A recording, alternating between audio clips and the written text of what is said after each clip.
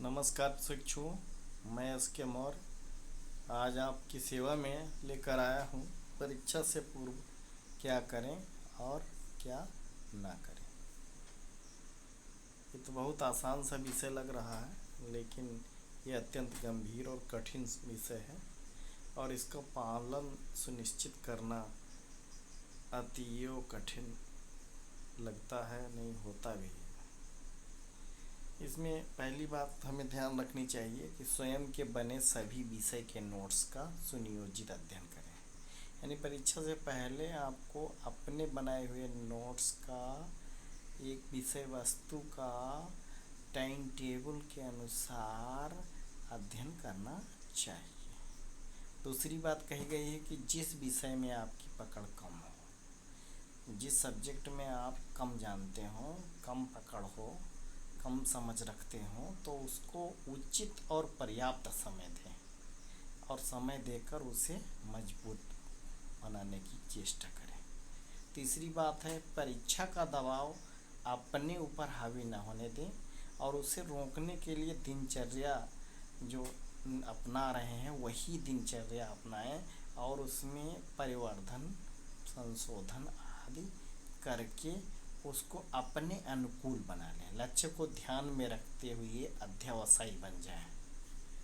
अगली बात कही गई है कि विषयवार प्रतिदर्श प्रश्न पत्र, जो प्रतिदर्श प्रश्न पत्र यानी मॉडल पेपर या विगत प्रश्न पत्र जो पहले परीक्षा में आए हुए प्रश्न है, किसी एक प्रश्न पत्र को आप ले लें और आत्मानुशासन के साथ यानी पूरी ईमानदारी और निष्ठा के साथ समयबद्ध रूप से उसे हल करें। ठीक, हल करना माने ठीक से बिल्कुल परीक्षा के समय अनुसार, समय के अनुसार और ध्यान देते हुए पूरी निष्ठा के साथ कॉपी पेन आदि लेकर बैठें और उचित रूप से उसको हल करें। हल किए गए उत्तर पुस्तिका का स्वयं पूरी ईमानदारी से, लगन से मूल्यांकन करें। वस्तुनिष्ठ मूल्यांकन करें। वस्तुनिष्ठ माने कोई प्रभाव अपने का नहीं हो कि हमने ऐसा नहीं, ऐसा हम जानते हैं लेकिन लिखा नहीं, क्योंकि वो सही मूल्यांकन वही होगा जब आप वस्तुनिष्ठता का ध्यान रखेंगे। वस्तुनिष्ठता माने हमने जो, जैसे कैंची है, कैंची का जो प्रयोग हम करेंगे वही प्रयोग कोई और करेगा, तो वस्तुनिष्ठ हो गई कैंची।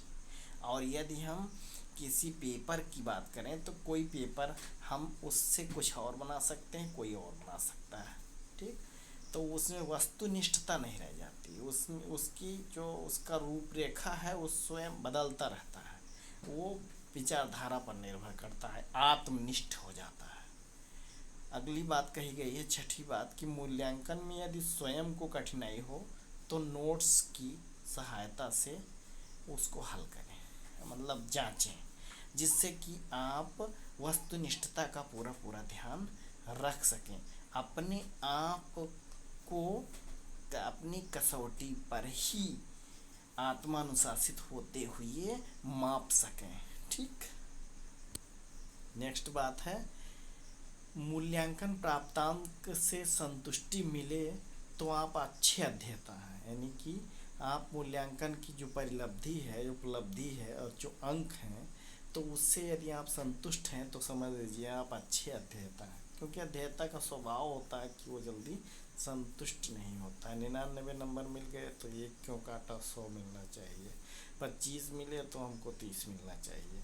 फेल हो गए यदि, तो हमको इतना तो बुरा मैंने नहीं किया था कि मैं फेल हो जाऊँ, ये सब बातें रहती हैं। तो यदि संतुष्ट हैं आप तो इसका मतलब है आप अच्छे अध्येता हैं, उन्नत किस्म के अध्येता हैं, कुशल विद्यार्थी हैं।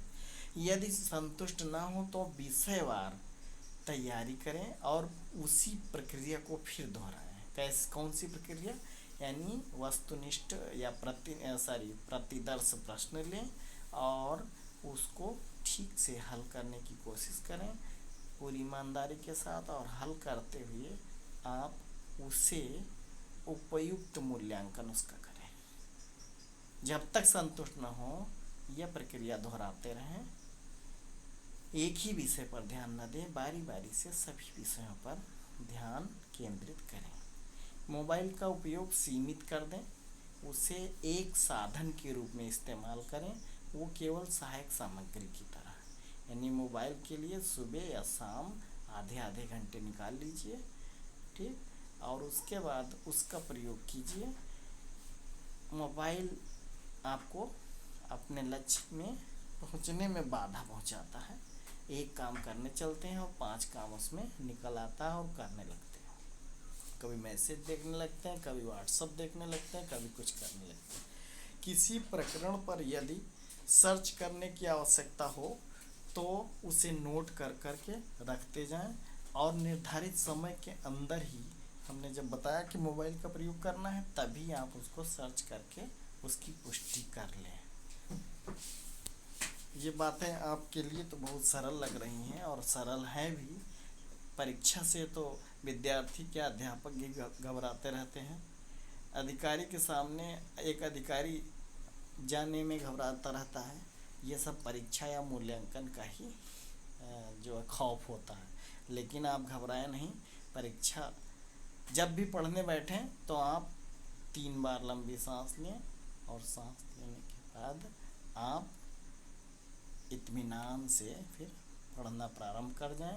पढ़ने से पूर्व आप अपनी मनस्कता बना लें समय सारणी के अनुसार कि हमें किस प्रकरण में, किस विषय में, किस रूप में और कहाँ तक प्रवेश करना है। ये हमेशा ध्यान रखें कि आप पढ़ते पढ़ते जब ऊब जाएं तो आप टहलते हुए पढ़ना प्रारंभ करें। विचार मंथन करते हुए पढ़ें, घूमते हुए पढ़ें, आप खेलते हुए पढ़ें। अपनी अंतर्दृष्टि को अपने विषय वस्तु पर ही लगाए रखें और जब कुछ समय के लिए आप मनोरंजन पर विशेष ध्यान केंद्रित कर लें और एकाग्र हो जाएं, आपको बहुत ही आराम मिलेगा और एकाग्रता से आत्म साक्षात्कार होगा। आप अपने पढ़े हुए विषय को कंठस्थ भी कर सकेंगे और समझ तो रहे ही हैं। धन्यवाद।